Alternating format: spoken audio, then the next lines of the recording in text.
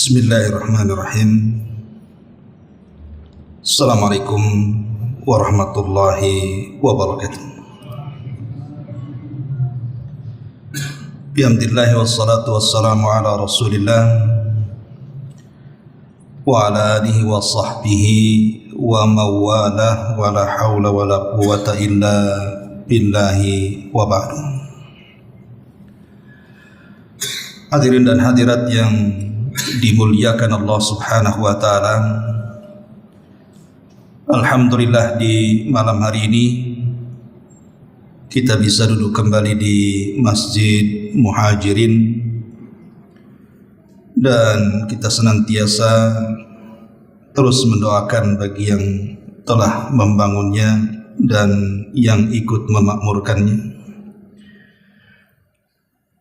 Malam ini mungkin kita akan kembali ke tema-tema yang dulu, di mana kita membahas tafsir daripada surah Al-Baqarah.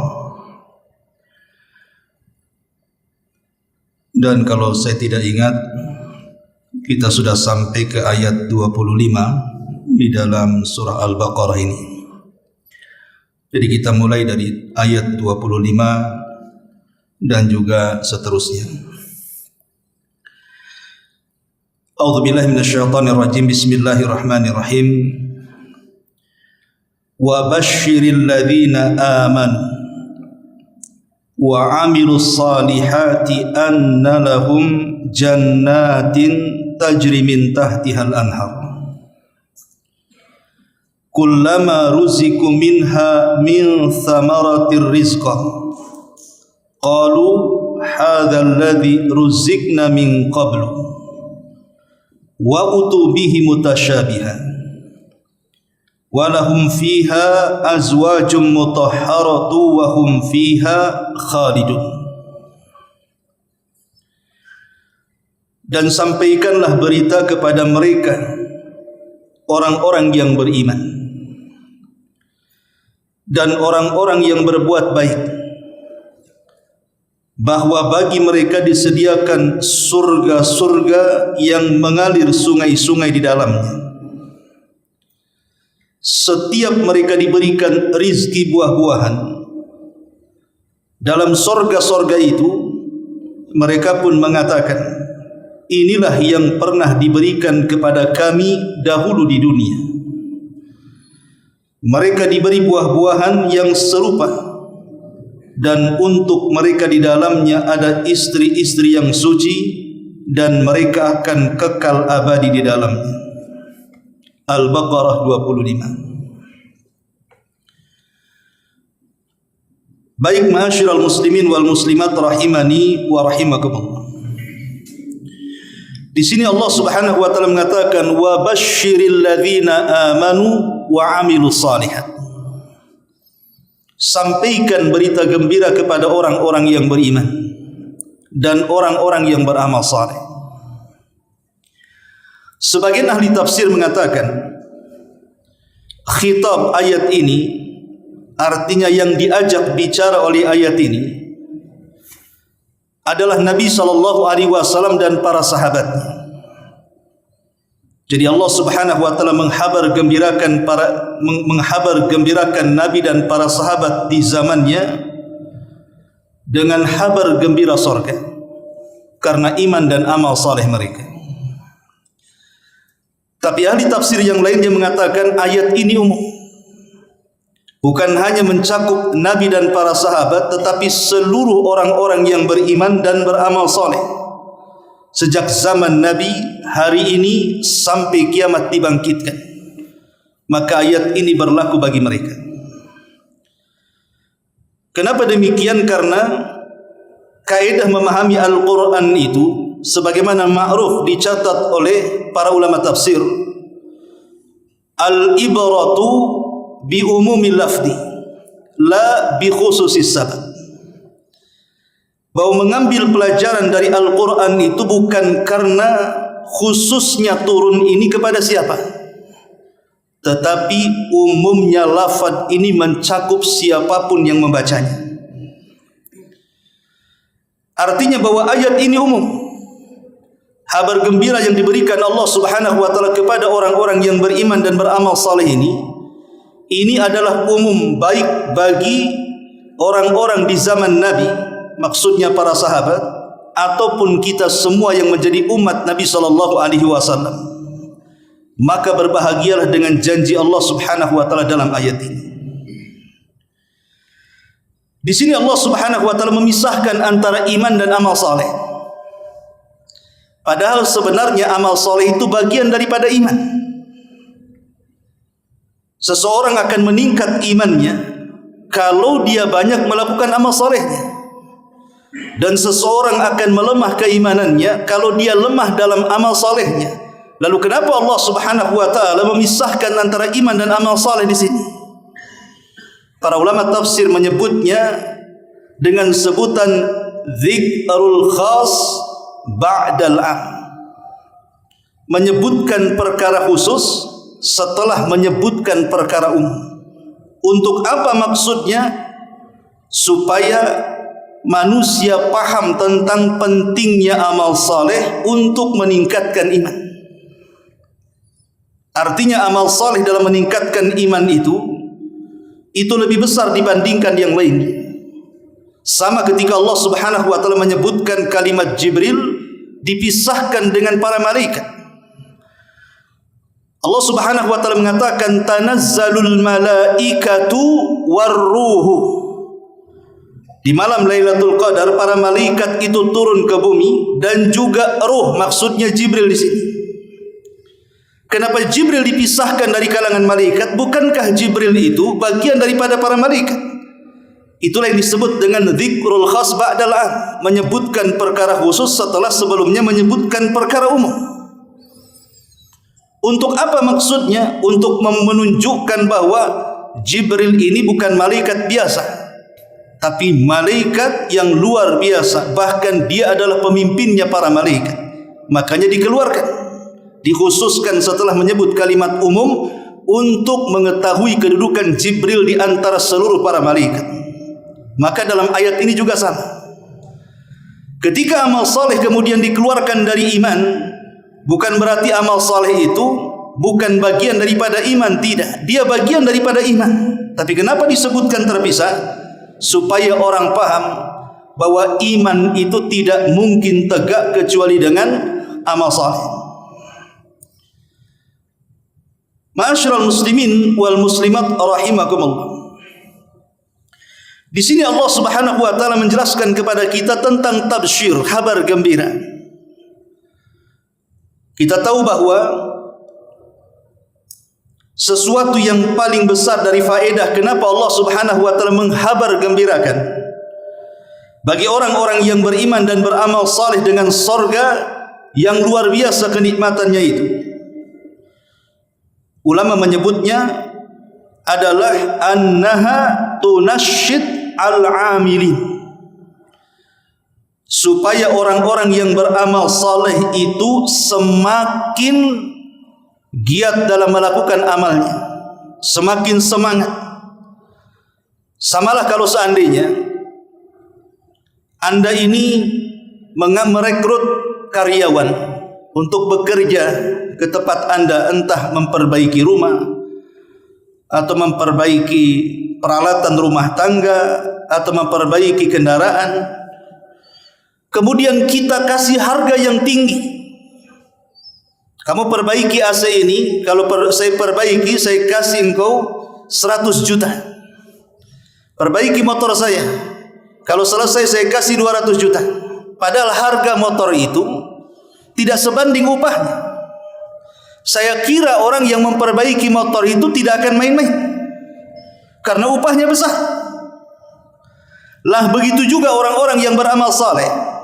Ketika Allah Subhanahu wa taala menghadiahi sebuah kenikmatan yang luar biasa, yang tidak pernah dilihat mata, didengar telinga, terlintas dalam otak manusia pun tidak bisa, surga yang penuh kenikmatan di dalamnya, dihadiahi bagi orang-orang yang beramal saleh dan beriman sebelumnya, tentu ini bisa menyemangati kita untuk senantiasa terus berbuat baik, karena hadiahnya surga, bukan main-main. Tapi masalahnya terkadang ada orang-orang yang diberikan kabar gembira oleh Allah Subhanahu wa taala dengan adanya sorga, tidak memancing semangat dia untuk melakukan banyak amal saleh. Tahu kalau seandainya orang yang melaksanakan salat itu dimasukkan ke dalam sorga, tapi berapa banyak orang-orang yang mereka justru tidak melaksanakan salat. Tahu kalau seandainya orang yang berpuasa Ramadan itu akan menyebabkan orang masuk surga, tapi masih banyak kaum muslimin yang meninggalkan puasa, yang meninggalkan zakat, yang meninggalkan haji, meninggalkan zikir, baca Quran dan yang semacamnya. Kenapa? Kenapa himbauan dan kabar gembira Allah itu seolah-olah tidak dipedulikan oleh sebagian besar manusia? Karena mereka menganggap bahwa surga itu seolah-olah hanya cerita. Kenapa kemudian mereka menganggap seolah-olah itu surga hanya cerita, bukan sebuah kenyataan yang ada? Karena setiap kita membaca Al-Quran dari awal sampai akhir, selalu ketika Allah Subhanahu wa taala menyebutkan surga, itu disebutkan di akhir, dan sebelumnya menyebutkan soal dunia. Jadi dunia dulu baru surga, dunia surga. Selalu disebutkan dalam Quran seperti itu. Mendahulukan menyebutkan dunia, baru menyebutkan akhirat. Inilah kata ulama tafsir bahwa ini yang menjadikan kenapa orang tidak yakin dengan adanya surga, karena kita terlahir di dunia, tidak terlahir di surga.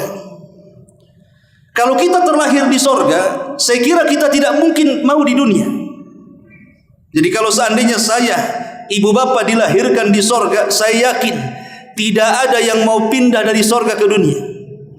Cuman masalahnya kita ini terlahir di dunia, dan surga itu hanya didengar sebagai cerita saja. Makanya ada sebagian orang yang mengatakan bahwa dunia lebih surga dibandingkan surga.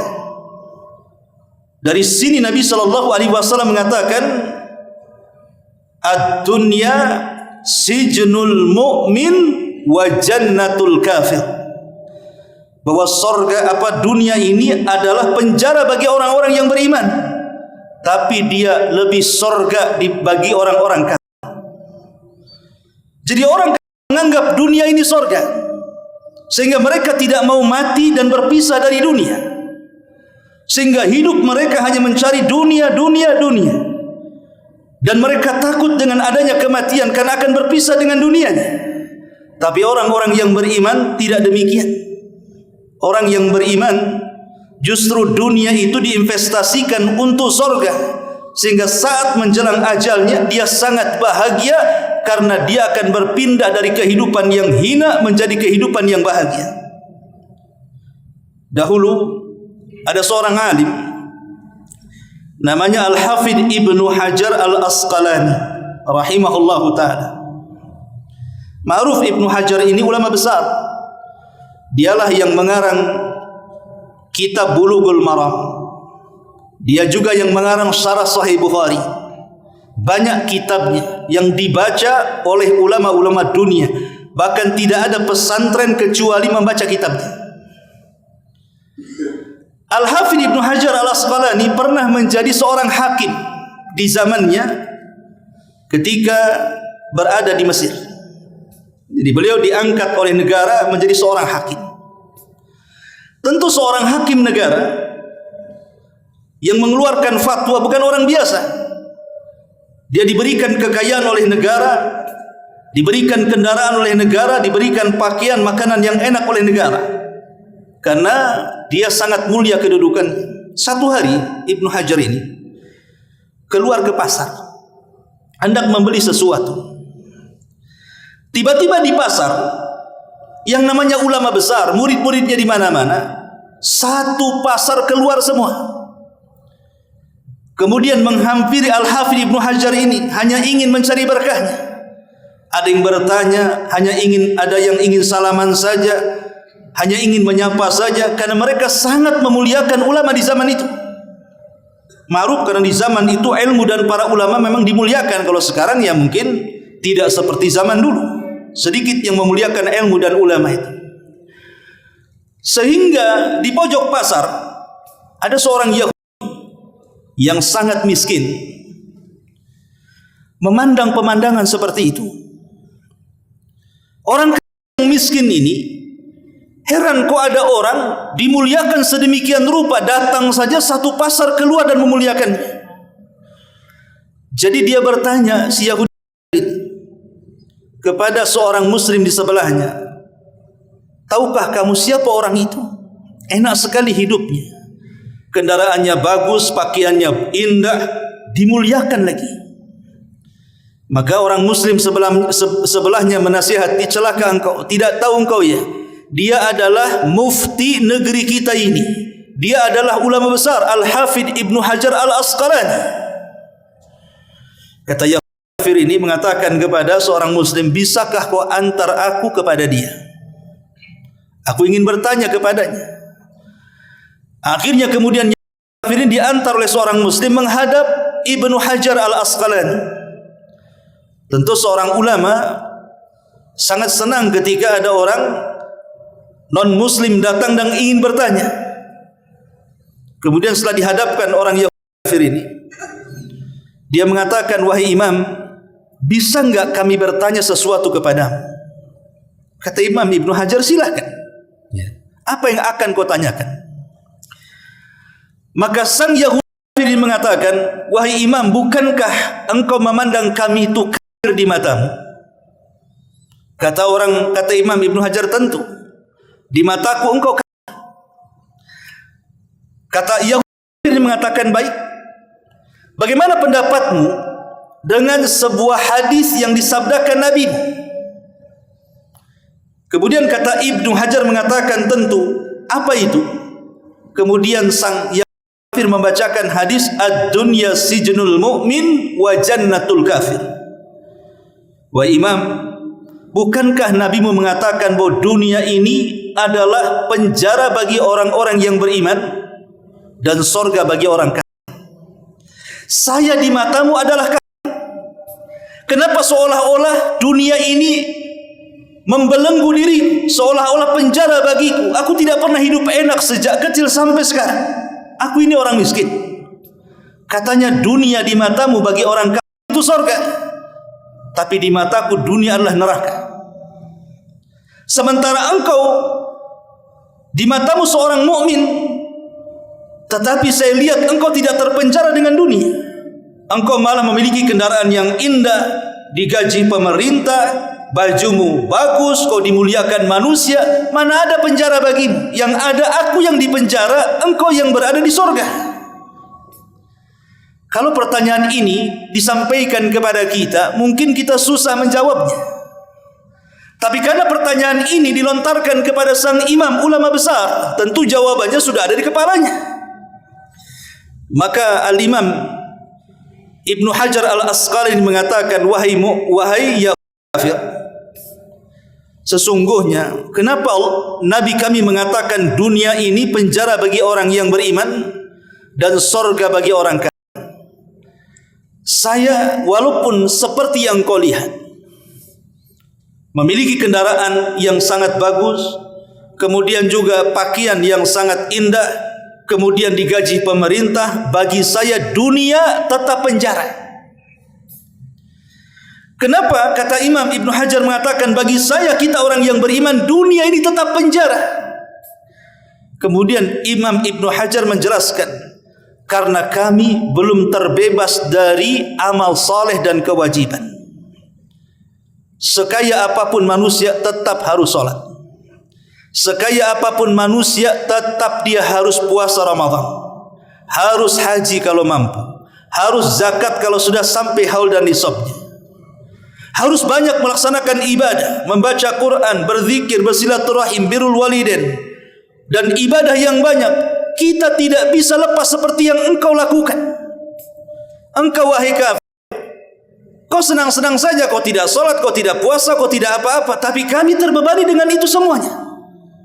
Tetapi kata Imam Ibnu Hajar, walaupun demikian, kami punya rumah kelak di sorga, tempat kembali kami. Walaupun kami terpenjara dengan ibadah-ibadah di sini, Seolah-olah kami ini menjadikan dunia ini penjara bagi kami, tapi dibandingkan dengan sorga yang menanti kami, penjara ini bukan apa-apa. Tapi engkau wahai kafir, kehidupanmu di dunia masih tetap dianggap sorga dibandingkan neraka yang menantimu. Sebab kalau seandainya kau masuk neraka, dipastikan kau lebih memilih hidup di dunia dengan kondisimu. Makanya kenapa bagi orang kafir dunia itu bagaikan sorga bila dibandingkan neraka yang menantinya. Ma'asyiral muslimin wal muslimat rahimakumullah. Baik, di sini Allah Subhanahu wa taala mengatakan, "Wa basyiril ladzina amanu wa 'amilus shalihat." Beri kabar gembira bagi orang-orang yang beriman. Kabar gembira bagi orang-orang yang beriman itu mencakup dunia dan akhirat. Adapun di dunia, orang-orang yang beriman akan diberikan al-karamah, kemuliaan, was-sa'adatu, dan kebahagiaan. Dan itu dijelaskan di dalam Al-Qur'anul Karim, di mana Allah Subhanahu wa taala mengatakan, "Man 'amila salihan." Man 'amila salihan min dzakarin wa untha, min dzakarin aw untha, wa huwa mu'minun falanuhyiyannahu hayatan thayyibah. Bagi orang-orang yang beramal saleh dan dia laki-laki ataupun perempuan dalam kondisi beriman, maka kami akan berikan kehidupan yang indah di dunia. Walanaziyannahum, dan juga mereka akan diberikan balasan kelak di akhirat. Jadi dalam ayat ini Allah Subhanahu wa taala ingin katakan bahwa orang-orang yang beriman di dunia itu dipenuhi dengan kebahagiaan, dan di akhirat jauh lebih bahagia lagi. Dari mana kita tahu bahwa orang-orang yang beriman diberikan kebahagiaan di dunia? Karena orang-orang yang beriman itu di dunia akan diberikan hadiah berupa al-maghfiratu min rabbihim. Pertama, dosa-dosa mereka akan diampuni oleh Allah Subhanahu wa taala. Sebagaimana Allah Subhanahu wa taala berfirman di dalam Al-Qur'anul Karim, "Wa basyiris sabirin alladzina idza asabathum musibatun qalu inna lillahi wa inna ilaihi raji'un. Ulaika alaihim salawatu min rabbihim wa rahmah wa ulaika humul muhtadun." Beri kabar gembira orang-orang yang bersabar, yang apabila ditimpa kepada mereka musibah, mereka mengatakan kami semua datang dari Allah dan akan kembali kepada Allah. Dan merekalah orang-orang yang mendapatkan pujian dari Allah, rahmat dari Allah, dan merekalah orang-orang yang diberikan petunjuk di dunia dan petunjuk di akhirat. Tentu petunjuk di akhirat adalah petunjuk untuk masuk ke dalam surga. Iman melahirkan sabar. Karena tidak mungkin orang-orang yang sabar kalau tidak iman sebelumnya. Lihat orang-orang kafir, mereka tidak bersabar karena tidak ada iman. Hanya orang-orang yang berimanlah yang bisa sabar. Dan orang-orang yang sabar, lihat Allah Subhanahu wa taala menganugerahkan apa kepada mereka? Pertama, pujian dari Allah, salawat. Yang kedua, rahmat. Dan yang ketiga, petunjuk, tentu bimbingan di dunia dan bimbingan menuju surga. Kemudian yang kedua, di antara yang disebutkan dalam Al-Quran, orang-orang yang beriman di dunia itu, mereka akan dimudahkan untuk menjauhi dari perkara-perkara kemaksiatan dan kemungkaran. Allah Subhanahu wa taala mengatakan, "Walladzina ijtanibut taghuta an ya'buduha wa anabu ila Allahi lahumul busyra fabashshir ibadi." Orang-orang yang menjauhi taghut untuk disembah dan mereka kembali kepada Allah Subhanahu wa taala, bagi mereka al-busyra, kabar gembira. Fabashshir ibadi, maka kabar gembirakan kepada hamba-hamba. Dari ayat ini lihat orang-orang yang beriman, di antara sifat-sifatnya adalah mereka menjauhi tagut, artinya kesyirikan dan segala jenis kemaksiatan. Allah kabar gembirakan kepada mereka. Dan ingat, kita tahu bahwa setiap maksiat itu ada pengaruh. Sebagaimana amal soleh juga ada pengaruhnya. Pengaruh kemaksiatan ini macam-macam. Apakah itu mempengaruhi badan kita yang bermaksiat, ataukah justru juga bisa berdampak kepada orang lain, bahkan kepada satu negara? Contoh, Nabi SAW mengatakan nasihat kepada orang-orang muhajirin. Kata Nabi SAW, ya ma'syaral muhajirin, khamsun idza btulitum bihinna wa a'udzu billahi an tudrikuhun. Kata Nabi SAW, wahai orang-orang muhajirin, 5 perkara jangan sampai menimpa kalian. Kalau sampai menimpa kalian, aku berlindung kepada Allah, mudah-mudahan tidak sampai kepada kalian. Salah satunya Nabi mengatakan apa?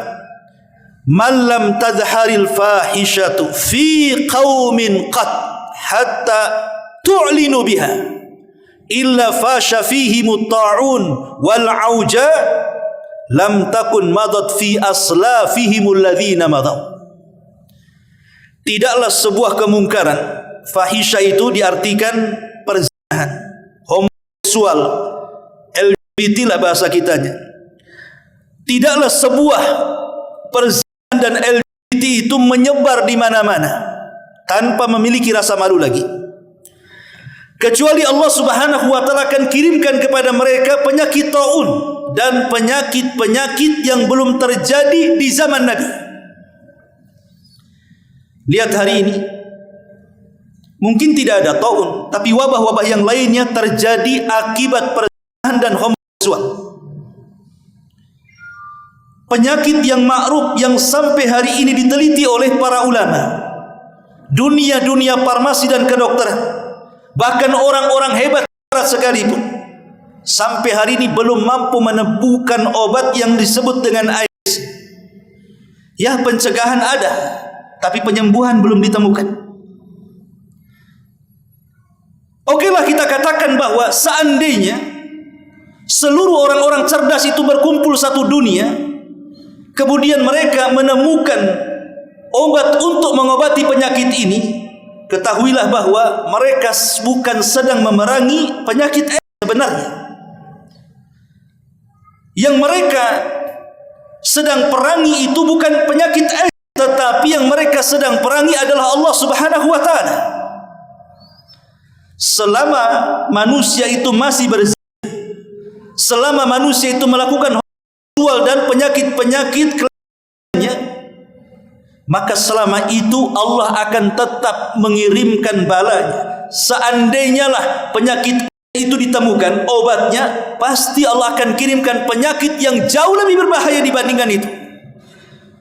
Karena mereka tidak sedang memerangi penyakit, mereka sedang memerangi Allah Subhanahu wa taala. Yang Allah inginkan stop, jangan berzina, bukan dibiarkan perzinahan dan dicari obatnya, karena bukan itu maksudnya. Artinya bahwa maksiat itu bisa membahayakan badan kita. Berapa ribu setiap tahunnya di negara-negara banyak yang meninggal gara-gara penyakit ini. Lihat akibat kemaksiatan, jiwa melayang. Atau terkadang maksiat ini bukan membahayakan kita pribadi yang melakukannya, tapi bisa berimbas kepada yang lain. Makanya Allah Subhanahu wa taala mengatakan dalam surah Al-Anfal, di mana Allah mengatakan wattaqu fitnatan la tusibanna alladzina zalamu minkum khassa. Takutlah kepada fitnah yang kalau diturunkan Allah berupa azab, itu bukan hanya menimpa orang-orang zalim saja di antara kalian, bahkan orang-orang baik pun akan terkena imbasnya. Jadi kalau seandainya di sebuah negeri ada segelintir orang yang bermaksiat, nih kalau Allah kirim azab, bukan orang yang bermaksiat saja yang mati itu, orang-orang yang tidak bermaksiat pun ikut mati di situ. Kalau terjadi gempa, tsunami, gunung meletus dan yang semacamnya, itu bukan orang-orang jahat saja yang mati, orang baik pun mati, orang soleh pun mati di situ. Makanya pentingnya al-amru bil ma'ruf wan nahyu anil munkar, menyeru manusia kepada kebaikan dan mencegah dari kemungkaran. Makanya ada sebuah riwayat dari kisah-kisah Israiliyat, walaupun sebagian para ulama melemahkan riwayat ini, tapi enggak masalah, kita ambil ibrahnya. Jadi satu hari Nabi Musa alaihi salatu wassalam mengajak seluruh Bani Israel, karena ketika itu terjadi paceklik bertahun tidak turun hujan. Jadi Nabi Musa membawa Bani Israel ke tengah-tengah lapangan untuk melakukan istisqa, minta hujan. Setelah lama Nabi Musa alaihi salatu wassalam berdoa kepada Allah dan mengajak Bani Israel berdoa kepada Allah, hujan tidak kunjung turun. Justru langit bukan malah hitam, makin cerah. Padahal kita tahu Nabi Musa ini adalah Nabi yang suka berdialog dengan Allah. Tapi kenapa dalam hal ini doanya tidak dikabulkan? Mulailah Musa penasaran. Dia berdialog dengan Allah subhanahu wa ta'ala. Ya Rabb, kenapa doaku engkau tidak kabulkan? Dan doa-doa Bani Israel kenapa kau tolak? Kata Allah subhanahu wa ta'ala kepada Musa, wahai Musa, masalahnya satu. Di tengah-tengah kaummu yang ribuan yang berada di tanah lapang itu, ada seorang laki-laki. Dia bermaksiat kepada Allah subhanahu wa ta'ala selama 40 tahun. Rajulun asallah arba'ina sanatan. Ada seorang laki-laki bermaksiat kepada Allah 40 tahun. Kalau engkau ingin turun hujan, keluarkan orang itu. Nabi Musa mengatakan, ya Rabb, saya ingin tahu yang mana satu orangnya, siapa namanya. Saya akan keluarkan dia dari sini. Tapi Allah mengatakan, ya Musa, aku tidak akan menyebutkan dia. Kau cari sendiri. Kau tinggal teriak saja. Siapa yang pernah bermaksiat 40 tahun keluar dari lapangan ini. Akhirnya Nabi Musa alaihi salatu wassalam mengumpulkan Bani Israel, mulai tampil di atas mimbar dan mengatakan, man minkum asallaha arba'ina sanatan fakhruj. Siapa di antara kalian yang bermaksiat selama 40 tahun dan tidak bertobat, keluar dari sini. Karena tidak menyebut nama. Orang ribuan, masing-masing orang memandang kiri kanan. Jangan-jangan kamu, jangan-jangan kamu. Semua akhirnya bingung. Yang mana satu karena tidak menyebut nama. Rupanya dari sekian ribu Bani Israel adalah yang merasa bahwa jangan-jangan itu yang dimaksud saya. Karena saya selama 40 tahun saya bermaksiat dan tidak pernah bertobat. Mulailah dia menundukkan kepalanya, kemudian menutup dengan serbannya dengan malunya.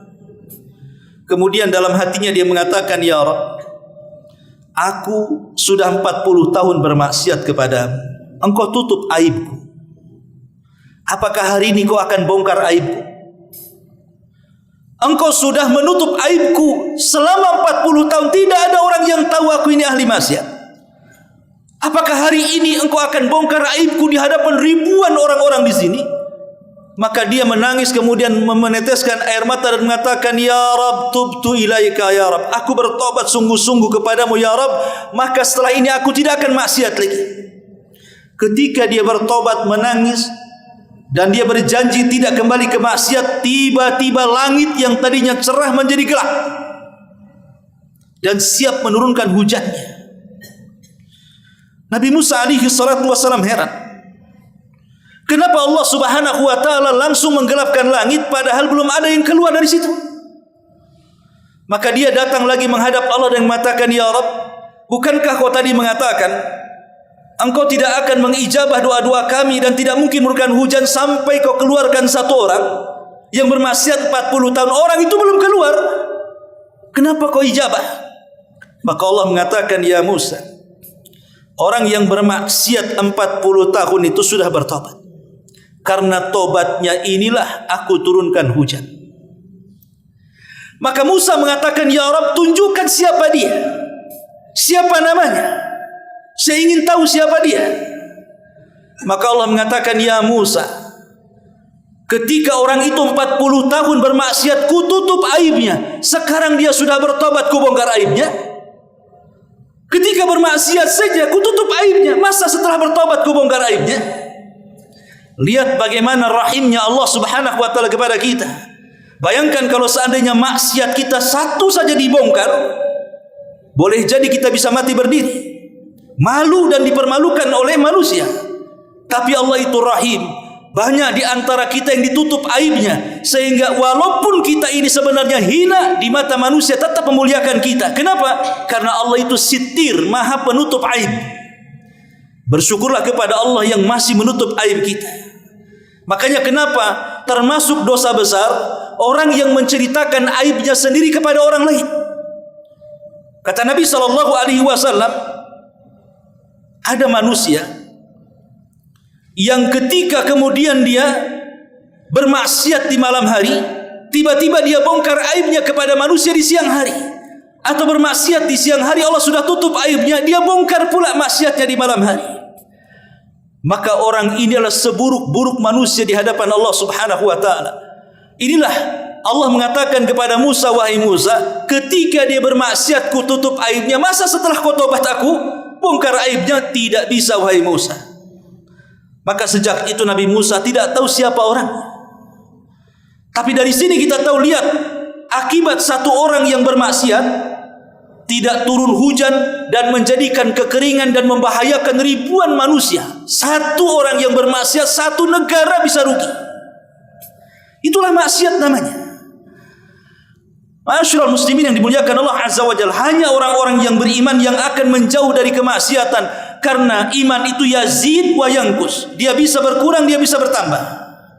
Dia berkurang karena kemaksiatan dan dia bertambah karena amal saleh, ketaatan kepada Allah Subhanahu wa taala. Ma'asyiral, inilah gaya orang-orang yang beriman, maka mereka mampu menjauhi kemaksiatan dan kemungkaran. Dengan adanya orang-orang yang beriman, maka terselamatkanlah pribadi-pribadi manusia, bahkan terselamatkan satu bangsa karena keimanannya. Ini tentu kabar gembira di dunia. Adapun di akhirat, bukan hanya sebelum masuk surga, setelah masuk surga, tapi sebelum masuk surga, ketika di alam barzakh, bahkan ketika saat detik wafatnya saja, orang-orang yang beriman itu sudah dibahagiakan Allah. Makanya Allah Subhanahu wa taala mengatakan, innal ladzina qalu Rabbuna Allah summa istaqamu tatanazzalu alaihimul malaikatu alla takhafu wa la tahzanu wa abshiru bil jannati allati kuntum tu'adun. Orang-orang yang mengatakan Rabb kami Allah, kemudian mereka istiqamah di atas iman kepada Allah, maka saat kematiannya turun para malaikat. Untuk apa? Untuk menghabar gembirakan kepadanya. Karena setiap orang yang sedang sakaratul maut itu dikirim 4 malaikat. Satu yang disebut dengan malakul maut, dan yang tiganya yang disebut dengan rusulul maut, rasul-rasul kematian, pembantu malakul maut. Makanya Allah mengatakan tawaffathum rusuluna, kami wafatkan mereka dengan mengutus utusan-utusan kami. Kalimat rusul jama, bukan satu, artinya malaikat maut bukan satu orang, tapi ada pembantu-pembantunya. Untuk apa pembantu-pembantunya ini? Ingat, malaikat maut itu tugasnya satu saja, dia mencabut nyawa yang ada di tenggorokan. Setelah dicabut, selesai tugas dia. Bebannya diberikan kepada para malaikat yang lainnya, termasuk yang mendorong ruh dari setiap jari-jari dan kaki-kaki, kemudian didorong sampai ke badan, sampai kemudian bersarang di kerongkongan. Itu bukan tugas malakul maut, itu tugas para pembantu malaikat. Baru setelah didorong ruh itu sampai di kerongkongan, disitulah malakul maut mengambil dari mulutnya. Maka disebut malaikat kematian. Karena kalau sudah ruh di tenggorokan dan sudah dipegang malakul maut, tidak ada yang bisa mengembalikan ruh ke dalam jasadnya. Itulah yang Allah katakan dalam Al-Quran, hatta idza balagatit taraqi wa qila man rah. Ketika ruh sudah sampai di tenggorokan, siapa yang bisa meruqyah dia, mengobati dia, mengembalikan ruhnya? Tidak bisa. Karena kalau sudah di sini, itu artinya ruh sudah dipegang malakul maut. Dari sinilah kenapa Nabi SAW mengatakan, innallaha yaqbalu taubata 'abdin ma lam yughargir. Allah itu masih menerima taubatnya seorang hamba sebelum ruh di kerongkongan. Sebab kalau ruh sudah di kerongkongan dipastikan mati, percuma tobat juga. Tapi orang-orang yang beriman, ketika rusul maut itu mendorong dengan pelan, kemudian ruh sudah sampai di tenggorokan, maka malaikat-malaikat yang lainnya ada yang menyediakan kain kafan dari sorga, ada yang menyediakan minyak wangi dari sorga, ada yang membisik-bisikan di telinganya, jangan takut, jangan sedih, kau sudah dihabarkan sorga. Macam mana ruh seorang yang beriman tidak bahagia kalau seperti ini? Makanya Nabi SAW mengatakan, ruhnya seorang mukmin ketika keluar ibarat tetesan terakhir yang keluar dari mulut teko. Anggaplah ini teko. Kalau penuh dengan air kita tuangkan pasti akan muncrat karena masih banyak isinya. Tapi kalau tinggal satu tetes saja dalam teko itu, kemudian kita tuangkan, maka yang satu tetes itu akan berjalan dengan sangat pelan. Sampai di mulut teko, netesnya saja gantung dulu baru netes. Begitulah ruhnya seorang mukmin dicabut pelan-pelan, seperti aliran terakhir dari mulut teko, kata Nabi. Saking lembutnya. Tetapi walaupun demikian, tetap namanya kematian itu ada sakaratnya, kecuali orang yang mati syahid. Orang yang mati syahid dalam pertempuran, ya memang tidak ada sakarat, artinya tidak merasakan sakit. Makanya orang yang mati syahid ingin dikembalikan ke dunia. Tetapi semua orang selain orang yang mati syahid, maka mereka akan merasakan sakit yang tahu hanya Allah saja. Tapi bagi orang yang beriman, sakit itu sekejap. Karena hikmahnya, kata para ulama, sakit yang dirasakan saat sakaratul maut bagi orang-orang yang beriman itu boleh jadi itu akhir untuk menebus kesalahannya. Karena sakit itu diantara hikmahnya menggugurkan dosa. Boleh jadi sakit itulah untuk menggugurkan dosa terakhir yang di badan. Tapi bagi orang kafir, sakit itu justru awal azab bagi dirinya. Jadi saat kematian orang yang beriman saja sudah dibahagiakan, belum masuk kuburan dapat nikmat, belum kemudian di akhirat sebagaimana firman Allah di sini, wa basyiril ladzina amanu wa amilus shalihat anna lahumul jannah. Mereka akan diberikan sorga-sorga yang mengalir di bawahnya sungai-sungai. Ma'asyiral muslimin wal muslimat rahimakumullah. Ini yang pertama. Yang kedua, Allah menghabar gembirakan setelah iman adalah amal saleh. Amal saleh ini definisinya adalah orang yang melakukan kewajiban dia kepada Allah, atau disebut dengan haqqullah. Dan yang kedua, memberikan kewajiban kepada sesama makhluk Allah. Makanya ada istilah hablum minallah wa hablum minan nas. Ada kewajiban yang harus kita berikan kepada Allah, ada kewajiban yang harus kita berikan kepada manusia. Istri kepada suami, anak kepada orang tua kepada anak, seseorang kepada tetangga, kepada kawan, bahkan kepada orang, bahkan kepada binatang, bahkan kepada tumbuh-tumbuhan. Semua memiliki hak. Jadi orang yang disebut soleh itu kalau dia bisa melaksanakan dua hak, dia baik kepada Allah juga baik kepada makhluk. Karena ada di antara manusia itu dia baik kepada Allah tapi tidak baik kepada makhluk, belum dikatakan soleh. Di satu sisi ada orang yang baik kepada makhluk, tidak baik pula hubungan dengan Allah, belum dikatakan soleh. Kalau ingin dikatakan soleh, baiklah kepada Allah, baiklah kepada makhluk, baru dikatakan soleh. Contoh umpamanya, ada seorang suami, solatnya tidak pernah tinggal, ngajinya oke, baca Qur'annya pokoknya ibadahnya luar biasa, tapi dia buruk perangainya kepada istri, suka menampar, suka marah-marah, tidak memberikan nafkah, terkadang KDRT menyiksanya dan begitu seterusnya. Maka ini belum dikatakan soleh walaupun dia ahli ibadah, karena dia belum berbuat baik kepada manusia. Atau sebaliknya, sama istrinya luar biasa, kasih rumah yang bagus, kendaraan yang enak, gajinya pun diserahkan, selalu senyum, tidak pernah menyakiti, semua hak dan kewajibannya diberikan, tapi tidak pernah sholat, tidak pernah berzikir, tidak pernah baca Quran, tidak pernah macam-macam dengan Allah. Ini pun belum dikatakan soleh, karena dia hanya satu kewajiban dilaksanakan, tapi kewajiban utamanya ditinggalkan. Jadi kalau ingin dikatakan soleh, lakukan dua perkara. Baguskan hubungan kita dengan Allah, kemudian setelah itu baguskan hubungan kita dengan manusia. Makanya dari sini Nabi SAW mengatakan, "Idza ja'akum man tardawna dinahu wa khuluquhu fazawwijuhu."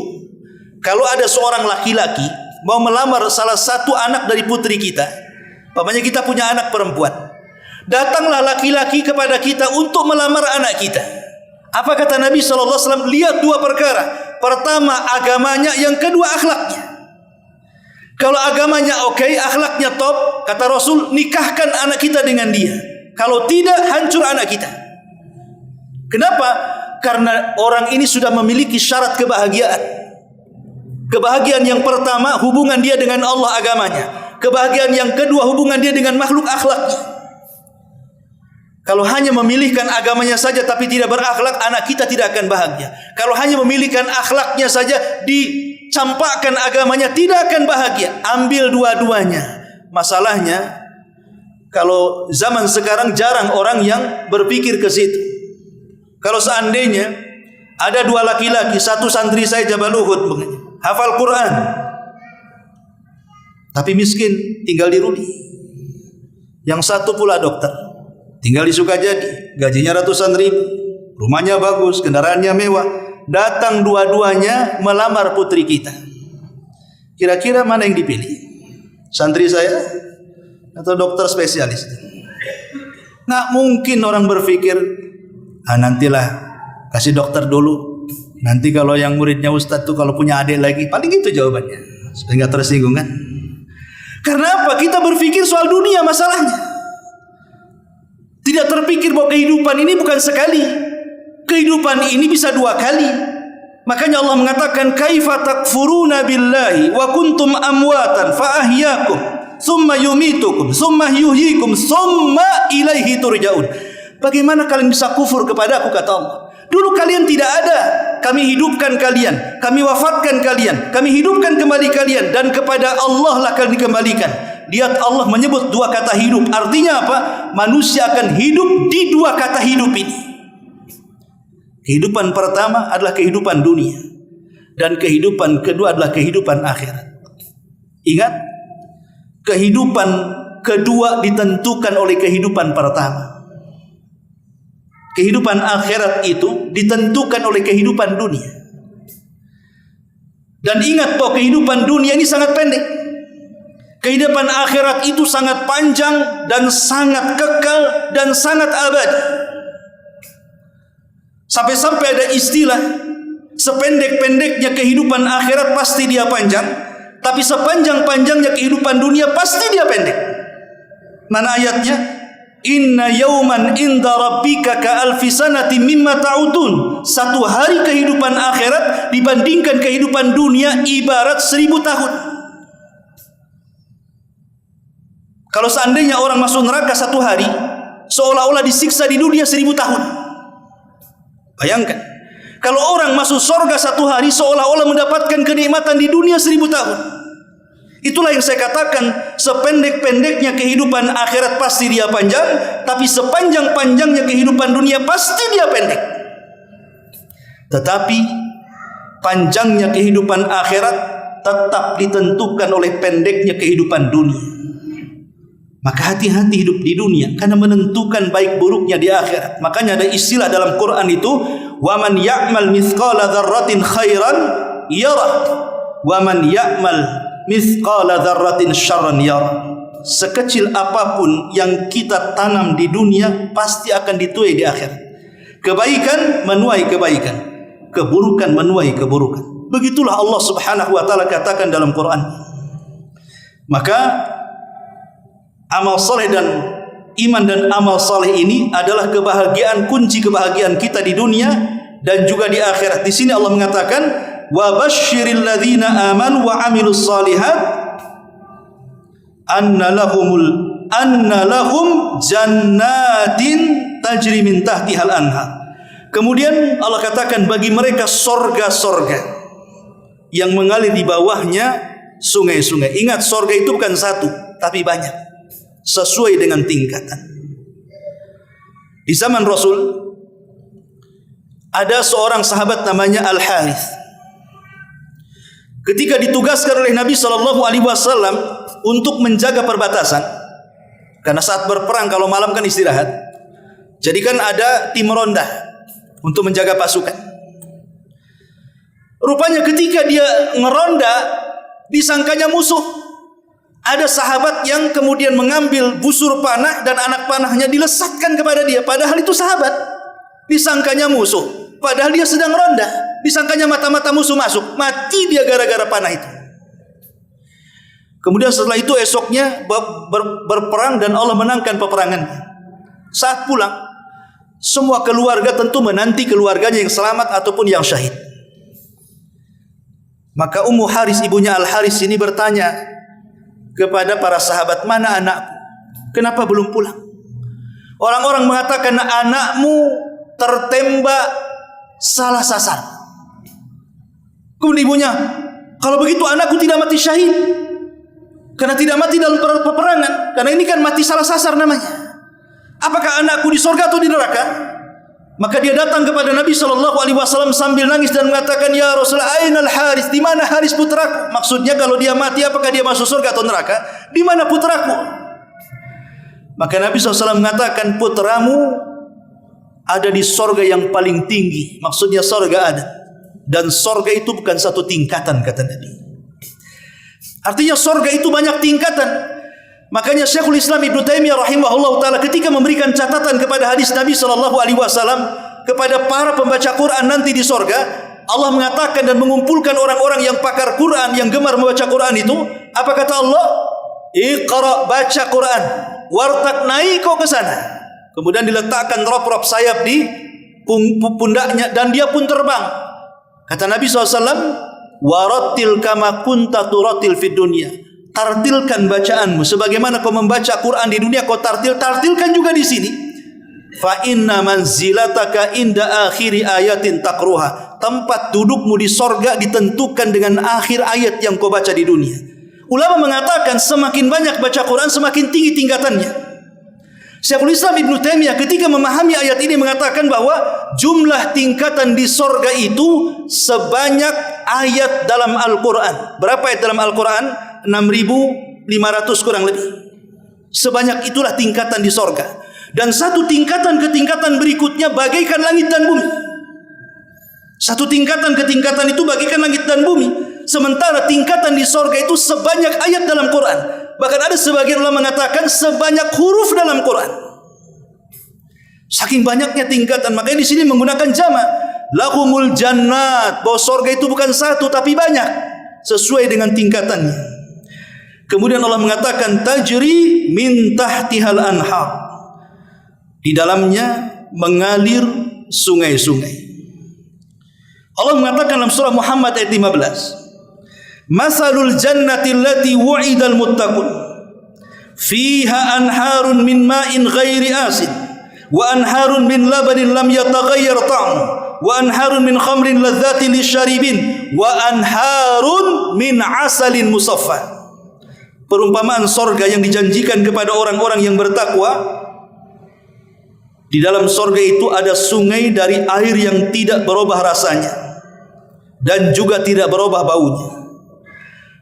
Kemudian ada air atau sungai dari susu yang tidak berubah rasanya. Kemudian ada air sungai dari khamar yang lezat bagi peminumnya. Dan ada air sungai dari madu yang disaring yang sangat lezat dan enak bagi orang-orang yang memakannya. Lihat bagaimana Allah menyediakan air. Ulama tafsir mengatakan sungai di sorga itu tidak ada dinding kiri kanan. Kalau kita lihat buat solokan supaya air tidak meluber, tentu akan dikasih dinding kiri kanan kan, supaya airnya tidak kemana-mana. Tapi di sorga itu tidak ada dinding, tidak ada yang menyekat kiri kanan, tapi tidak meluber kemana-mana. Ya tentu innallaha ala kulli syai'in qadir. Allah itu segala sesuatu maha mampu. Dan itu keajaiban surga. Jadi Allah Subhanahu wa taala akan berikan setiap tingkatan di surga itu satu aliran sungai. Itu air bersih, air mineral, tidak pernah berubah baik rasa atau baunya. Tapi negara kita saja, saya waktu masih kecil di Majalengka sana, kebetulan di kampung saya itu ada 3 sungai. Ada 4 sungai yang kecil. 4-4-nya bisa digunakan. Mandi, nyuci, Pokoknya semua serba di sungai. Tapi belakangan saya pulang ke sana, satu pun sungai tidak dipakai. Penuh limbah tahu di situ. Wah, sampah di mana-mana, ikan pun mati. Itulah sungai di dunia bisa berubah. Dalam hitungan tahun bisa berubah kan? Tapi sungai di sorga tidak akan berubah, baik rasanya ataupun baunya, seolah-olah sumbernya. Kemudian yang kedua, ada sungai dari susu tidak berubah rasanya. Kita saja kalau buat susu, umpamanya kita buat susu, letakkan susu itu 1 minggu, jangan diminum. Setelah 1 minggu baru diminum. Enggak mencret yang minum tuh. Berubah susu di dunia itu kan. Bisa jadi penyakit, ada racunnya. Tapi susu di sorga tidak akan berubah rasanya. Ya segitu saja rasanya. Kemudian ada sungai dari khamar, dari arak. Sangat lezat peminumnya. Karena arak di dunia dengan arak di sorga itu hanya sama nama tapi beda rasa. Arak di dunia ini minimalnya menyakiti manusia itu sakit kepala. Paling tinggi tidur di solokan, nggak sadar. Tapi arak di sorga itu sama sekali tidak buat stres, tidak buat pusing, tapi enak dirasa. Itu yang disebut di sini ladzatil syaribin. Bahkan lebih daripada itu ada sungai madu. Kita minum madu saja harus bertengkar dengan tawon kan. Ya kita yang tinggal beli botolannya saja. Tapi orang yang mereka betul-betul cari madu, bertengkar dulu dengan tawonnya itu. Tapi di sana tidak dari tawonnya. Memang Allah aliri air madu yang sudah disaring. Dan ini semua kenikmatan dari Allah Subhanahu wa taala. Makanya Allah mengatakan, "Anna lahumul jannah tajri min tahtihal an'ar." Kemudian Allah mengatakan, kullama ruziku minha min thamaratin rizqan qalu hadzal ladzi ruzikna min qablu wa utu bihi mutasyabiha. Kemudian Allah Subhanahu wa taala mengatakan, kullama ruziku, setiap kali mereka diberikan rizki. Kullama ruziku, setiap kali mereka diberikan rizki dari buah-buahan, mereka mengatakan, qalu hadzal ladzi ruzikna min qablu. Rasa-rasanya buah-buahan ini pernah kami makan dahulu di dunia. Mutasyabiha, mirip. Ya. Jadi seluruh buah-buahan di sorga dengan buah-buahan di dunia itu semuanya sama, baik dalam bentuknya, baik dalam warnanya sama. Pisang ya kayak gitu pisang. Bentuknya ya kayak gitu, apel ya kayak gitu, anggur ya kayak gitu. Ya, buah naga ya kayak gitu, semuanya sama, tidak ada bedanya. Dalam bentuk dan warna tidak ada beda. Mutasyabiha kata Allah. Tetapi yang membedakan adalah rasa. Makanya Abdullah ibn Abbas radhiyallahu anhuma dia mengatakan bahwa semua laisa fil jannati syai'un mimma fid dunya illa al-asma. Kata Abdullah bin Abbas radhiyallahu anhuma, tidak ada di sorga sesuatu pun yang sama dengan di dunia kecuali hanya sekedar nama saja. Ini pisang sana pisang, ini anggur sana anggur, ini apel sana apel, sama nama, sama bentuk, sama warna. Tapi rasa itulah yang membedakan. Itulah rasa yang Rasul katakan, mala ainun ra'at wala udhunun sami'at wala khatara ala qalbi bashar. Rasa kenikmatan yang luar biasa tidak pernah dilihat, didengar, bahkan terlintas pun tidak. Tapi lihat di dunia ini, kadang-kadang bentuknya bagus sekali. Pas dibuka, sama sekali dibuang mentah, muntah kita memakannya. Kemarin saya beli durian itu. Yang jelek justru enak pula tuh. Yang bagus pas buka rupanya mentah pula tuh. Itu kalau hanya lihat dohirnya saja. Di dunia ini terkadang nampaknya yang bagus, ketika dibuka itu pula yang paling jelek. Nampaknya jelek, ketika dibuka itu pula yang paling bagus. Itulah perbedaan dunia dengan akhirat. Kalau di akhirat itu luar dalam bagus. Kalau di dunia terbalik, luar bagus dalam tak bagus, atau sebaliknya. Ya. Kemudian Allah Subhanahu wa taala mengatakan, tajri min tahtihal anhar. Kullama ruziku minha min thamaratin qalu hadzal ladzi ruzikna min qablu wa utu biha mutasyabiha wa lahum fiha azwajun mutahharatun wa hum fiha khalidun. Dan bagi mereka diberikan istri-istri yang suci. dan mereka akan dikekalkan di dalamnya. Nabi sallallahu alaihi wasallam mengatakan, awwalu zumratin talijul jannata suratuhum ala suratil qamari lailata badrin la yabsaquna fiha wa la yatamakhatuna wa la yataghawwatuna aniyatuhum adh-dhahab wal fidda wa majamiruhum uluwa wa rashquhum al-misku wa likulli wahidin minhum zawjatan yura mukhu sukihima min wara'il lahmi min al-husni la ikhtilafa bainahum wa la tabadul qulubuhum qalbun wahid yusabbihuna Allah bukratan wa ashina. Lihat ini, Rasul hendak menggambarkan bidadari. Kata Nabi SAW, rombongan pertama yang masuk ke dalam surga, wajah mereka seperti bulan purnama. Mereka tidak pernah mengeluarkan ingus.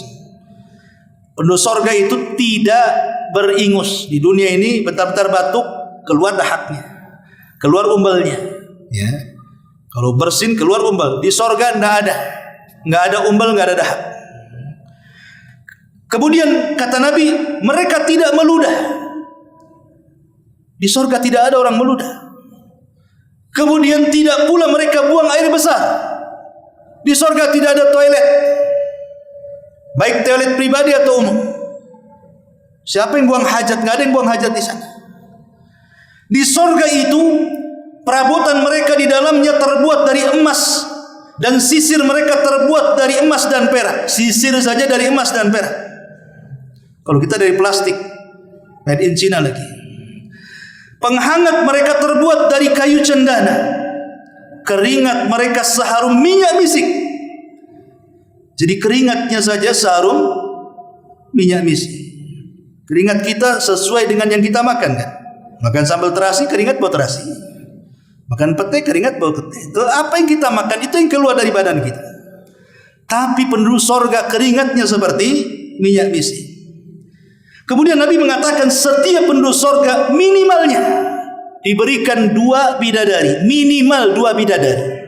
Maksimal tidak terbatas. Minimal 2 bidadari. Sumsum tulang betis mereka dapat terlihat dari daging karena saking cantiknya. Tidak ada pertengkaran di sana. Tidak pula saling membenci. Di dunia orang poligami itu kayak perang dunia.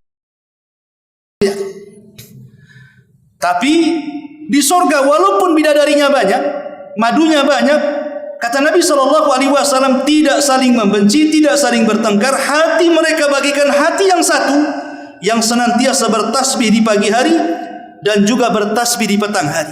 Itulah enaknya di surga. Istri banyak, tapi tak ada yang cemburu. Di dunia istri satu, baru mau akan poligami, ngancam mau bunuh. Belum terjadi padahal kan, apalagi terjadi. Lah ini bagaimana Allah memberikan kebahagiaan yang luar biasa. Diberikan wanita yang suci, tidak berhaid, tidak bernifas, senantiasa perawan, walaupun dipakai tetap perawan. Umur mereka tidak berubah. Lihat istri kita waktu kita menikah, cantiknya luar biasa. 50 tahun lewat, mandang pun malas kita memandangnya.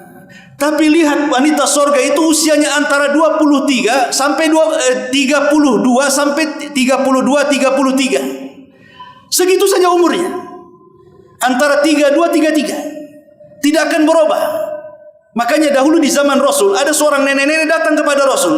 Rasul, apakah di surga itu ada nenek-nenek? Kata Rasul, maaf, di surga enggak ada nenek-nenek. Nenek ini sambil nangis pulang. Disangka dia tidak masuk surga. Maka Rasul mengatakan kepada sahabat, katakan kepada nenek itu, bukan berarti nenek itu tidak akan masuk surga. Maksudnya di surga tidak ada nenek-nenek. Kemudian Rasul membacakan, inna ansha'nahunna insha'an wa ja'alnahunna abqara. Sampaikan ayat ini kepada dia. Inna ansha'nahunna insha'an. Kami akan ciptakan wanita-wanita surga itu seindah mungkin. Wa ja'alnahunna abqara, dan kami jadikan mereka senantiasa perawan, kata Allah. Sampaikan ayat ini kepada nenek itu. Baru sekali sampaikan, nenek itu tersenyum kemudian tertawa. Dari sini kita lihat bagaimana Allah Subhanahu wa taala mengatakan betapa indahnya para bidadari sorga itu. Fihinna qasiratu tarfi lam yatmishunna insun wala qablahum wala jan. Dalam sorga itu ada bidadari yang sopan, menundukkan pandangannya, tidak pernah disentuh oleh manusia sebelum mereka. Mereka sopan dan menundukkan pandangan. Imam Ahmad itu punya istri, dan diceritakan oleh beliau, sepanjang saya menikah sampai menjelang wafat, aku tidak pernah bertengkar walaupun satu kali dengan istriku. Kenapa? Karena istrinya memahami, nurut dengan perkataan Imam Ahmad. Tidak pernah ada pertengkaran walaupun sekali seumur hidup dia. Saya tanya, antum yang sudah beristri, berapa kali bertengkar dengan istri? Masalah pulang kampung aja tengkar, masalah belanja tengkar, masalah pakaian, lebaran, semua ditengkarkan. Masalah sederhana jadi besar, masalah besar makin besar. Artinya wanita-wanita yang mungkin memiliki sifat bidadari di dunia itu sangat sedikit sekali. Sangat sedikit sekali gitu maksudnya. Mungkin dari sekian ribu. Tapi lihat wanita-wanita sorga itu tidak seperti yang kita bayangkan. Inilah, dan mereka Allah katakan di akhir ayat, dan mereka akan dikekalkan di dalam. Artinya kenikmatan sorga itu kenikmatan yang kekal, kenikmatan yang abadi dan selama-lamanya. Wallahu alam, satu ayat saja. Subhanaka wa bihamdika asyhadu an la ilaha illa anta astaghfiruka wa atubu ilaik. Allahu taala alam. Assalamualaikum warahmatullahi wabarakatuh.